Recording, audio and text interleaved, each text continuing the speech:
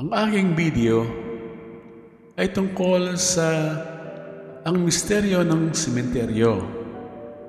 Kwento kay Mr. Baylor at ang mga bungo. Ang Campo Santo ng La Loma ay binuksan noong 1884 na may lawak na 54 hektarya. Ang layunin ay upang mabawasan ang sikip ng Paco Cemetery na noon ay napupuno na ng nicho.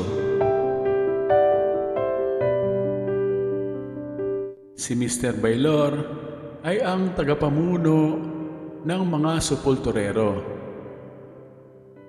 Sa kainitan ng sikat ng araw noong umaga ng 1907, si Ginoong Baylor at ang kanyang mga tauhan ay matiyagang naghakot ng mga bungo mula sa mga lumang nicho ng Campo Santo ng Paco.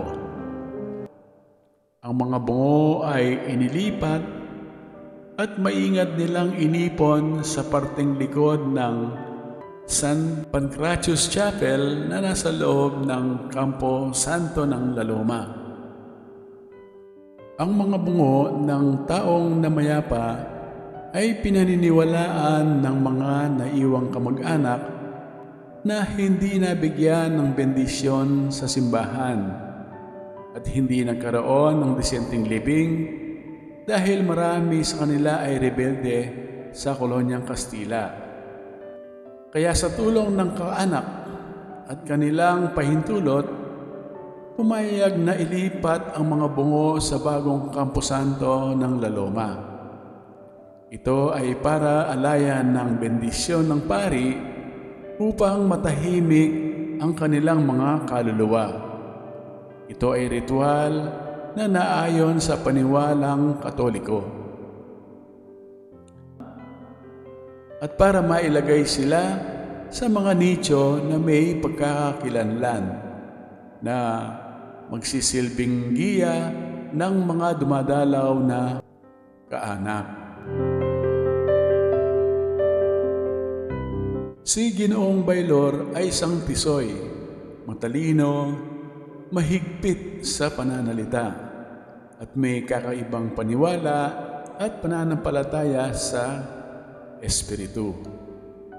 Para sa kanya, ang mga espiritu ng tao ng bawat bungo ay hindi lamang labi, kundi mga katulong pa rin ng mga kaanak na naiwan.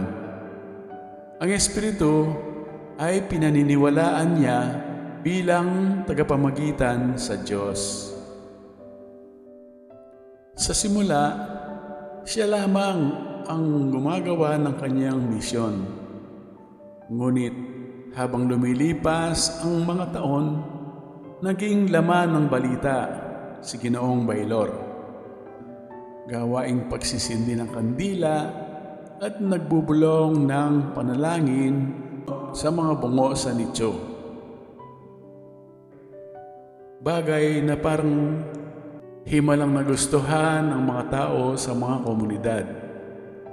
Ang pagtawag ng namatayan sa kaluluwa ng patay ay inaasahang makakuha ng gabay sa misteryong kaparaanan sa puwersang hindi nakikita, katulad ng proteksyon sa pinsala ng mga masasamang espiritu na nagdudulot ng kababalaghan.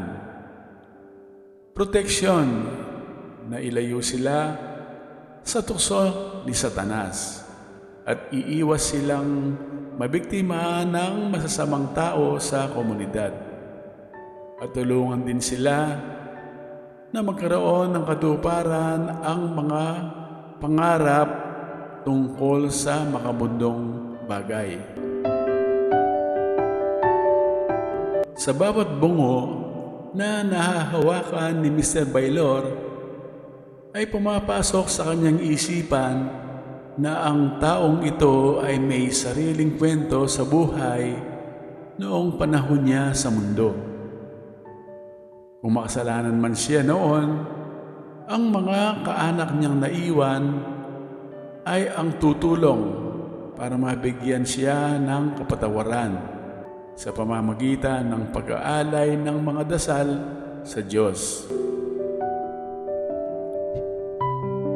Hinangad ni Mr. Baylor na gawing banal na lugar ang sementeryo dahil puno naman ito ng kapayapaan at katahimikan.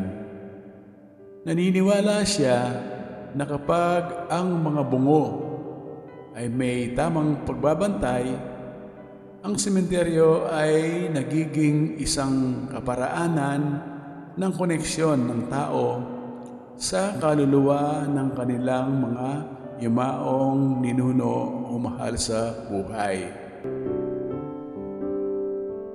Naging kaugalian na ng mga tao ang dumalaw sa sementeryo na parang pista. Nagkikita-kita ang mga magkakamag-anak hindi upang magluksa, kundi upang mag-alay ng pagmamahal sa pamamagitan ng pagdadala ng mga bulaklak, pagkain at pagsindi ng kandila. Sila ay nagbibigkas ng maikling panalangin na para bang kinakausap ang espiritu ng yumao. Dahil ang usok ng kandila ayon sa kanilang paniwala ay siyang nagdadala ng kanilang panalangin sa langit upang marinig ng Diyos. Ito ay unti-unting naging bahagi ng tradisyon sa buhay ng bawat mamamayang Katoliko.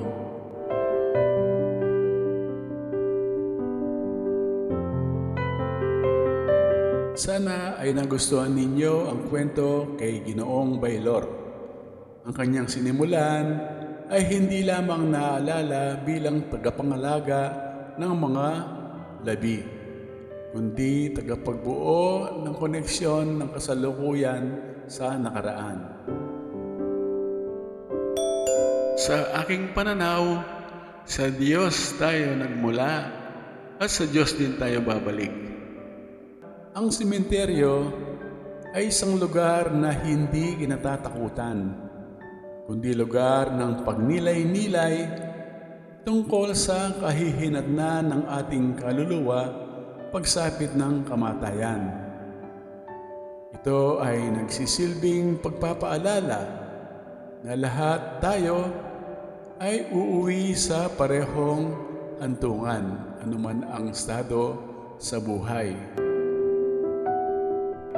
Kaya habang nabubuhay pa sa mundo, palitan na natin ang mga gawang masama sa paggagawa ng kabutihan upang kalugod-lugod tayo sa Diyos na nagpahiram lamang sa ating buhay. Dito ko tinatapos ang kwento. Huwag magatubiling mag-like, i-share ang video at mag-subscribe sa Timeless Pilipinas channel. Have a blessed day to you!